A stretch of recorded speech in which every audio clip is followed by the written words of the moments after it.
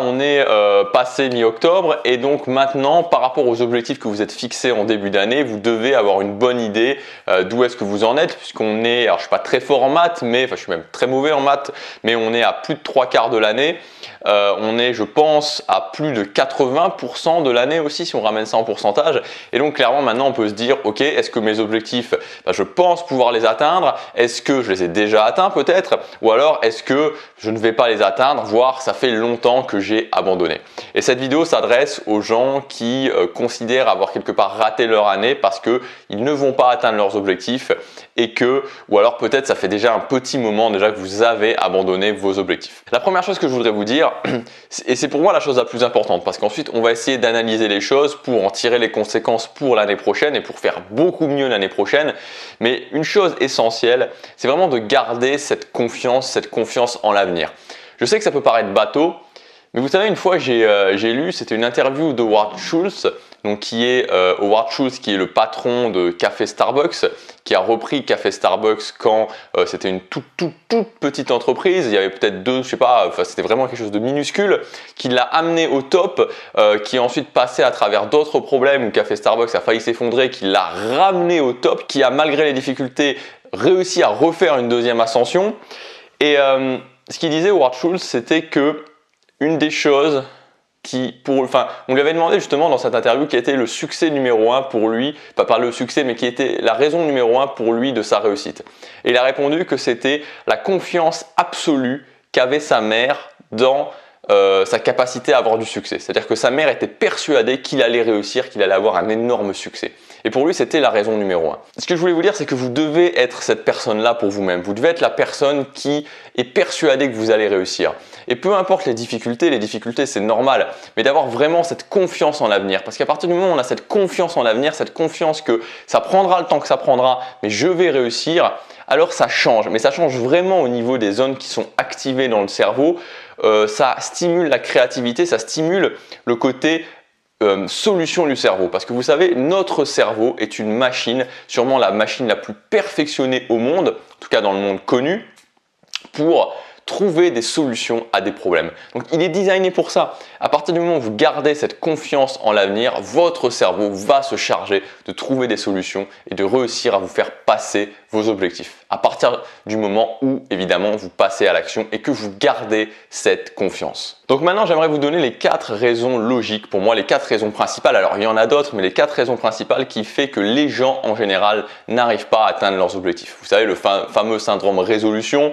Donc très bientôt on va tomber en plein dedans, les masses médias vont nous bassiner avec ça.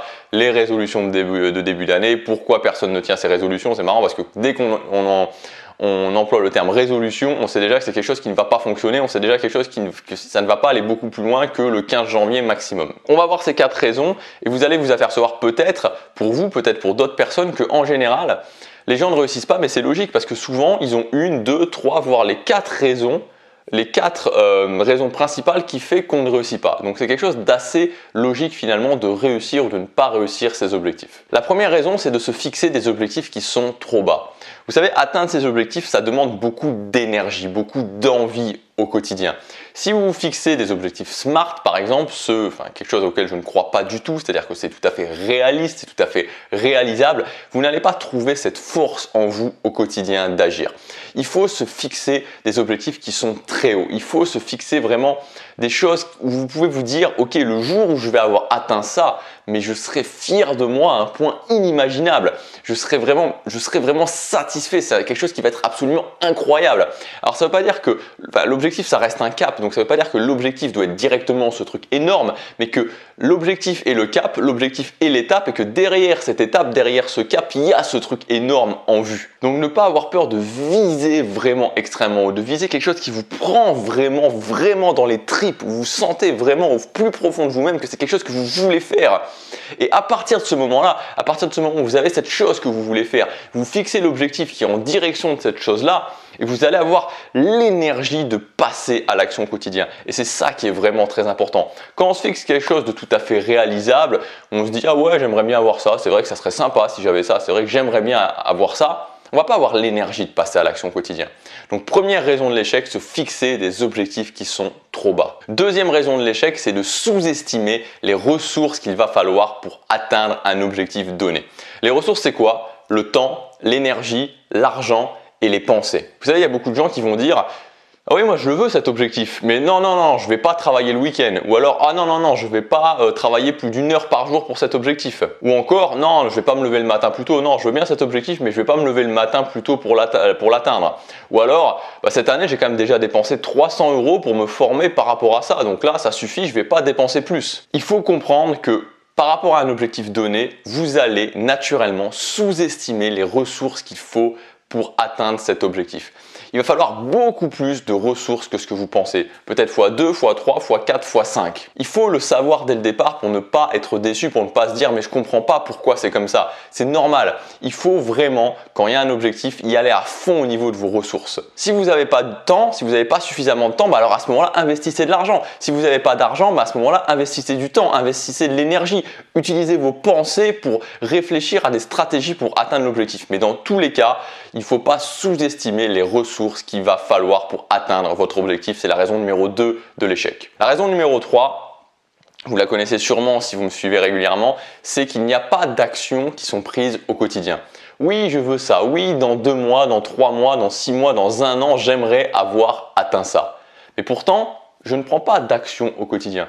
Je voudrais changer de vie, déménager dans un autre pays et faire quelque chose d'autre. Je voudrais m'installer, m'installer en Australie, m'installer en Nouvelle-Zélande et être boulanger par exemple. Oui, mais quelles sont les actions qui sont prises au quotidien par rapport à ça? Si vous n'avez pas d'actions tous les jours qui sont prises en direction de ça, vous n'allez pas y arriver. Et ça, c'est une raison très importante de l'échec. Oui, je veux ce truc-là, d'accord, ok, tu le veux. Mais si j'observe ton quotidien, si je viens chez toi et que je regarde ce que tu fais au quotidien par rapport à cet objectif, est-ce que je vais voir concrètement tous les jours des actions qui sont prises vers cet objectif? S'il n'y a pas tous les jours des actions qui sont prises, c'est l'échec assuré quasiment. Donc numéro 3, la raison numéro 3 de l'échec, c'est qu'il n'y a pas d'action prise au quotidien. Et la raison numéro 4, qui est un petit peu liée avec la raison numéro 2, mais sous un angle différent, c'est de sous-estimer la résistance qu'il va y avoir par rapport à cet objectif. Quand vous voulez atteindre un objectif, il va y avoir une force de résistance qui va s'opposer à vous. Vous êtes là, vous allez avancer et au bout d'un moment, il y a la résistance qui va arriver. Elle va pousser dans ce sens-là pendant que vous allez pousser dans ce sens-là.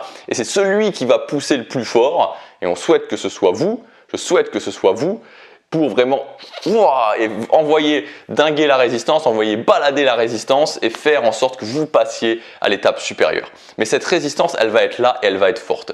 Et elle va se manifester comment? Elle va se manifester par du doute, elle va se manifester par des obstacles, par de la fatigue, bref, par tout ce que vous voulez, toutes ces choses qu'on n'a pas envie de vivre, mais qu'on va pourtant vivre, auxquelles on va devoir passer à travers pour atteindre l'objectif.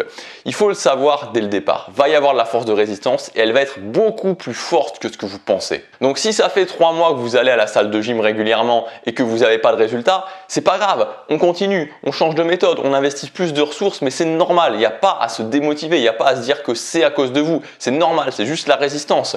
Si vous avez déjà posté, 200 vidéos sur YouTube et que vous n'avez pas les résultats que vous voulez pour monter votre business en ligne, c'est normal, c'est de la résistance. Donc ne sous-estimez pas la force de résistance qui va s'opposer à vous pour votre objectif, elle est normale, elle va être là, continuez à pousser, elle finira par céder. Et c'est la raison numéro 4 de la non-atteinte d'objectif, sous-estimer la résistance qu'on va avoir quand on veut atteindre son objectif. Je résume les 4 raisons principales qui font qu'on ne va pas atteindre ses objectifs. La raison numéro 1, c'est le fait de ne pas se fixer des objectifs suffisamment hauts. La raison numéro 2, c'est de sous-estimer les ressources qu'il va falloir pour atteindre ses objectifs. La raison numéro 3, c'est de ne pas prendre d'action tous les jours en direction de son objectif. Et la raison numéro 4, c'est de sous-estimer les obstacles, sous-estimer la résistance qu'il va y avoir par rapport à cet objectif. Donc faites un petit peu votre auto-analyse, dites-vous ok, par rapport à cet objectif où j'ai échoué, où j'ai complètement échoué, un petit peu échoué, pourquoi j'ai pas réussi? Est-ce que je ne me retrouve pas dans une ou plusieurs de ces raisons? Voilà pour cette vidéo. Si vous voulez aller plus loin, vous pouvez télécharger en cliquant sur le lien juste ici ma fiche pratique de 7 habitudes fondation à intégrer dans votre vie qui vont vraiment faire une différence, qui vont vous permettre justement. Une habitude fondation, c'est quoi? C'est une habitude, vous la mettez en place, elle a un impact dans plein de domaines de votre vie. Donc dans cette fiche pratique, je vous donne ces 7 habitudes et je vous explique comment les mettre en place plus facilement. Je vous dis à demain pour la prochaine vidéo. Passez à l'action, chaque jour compte.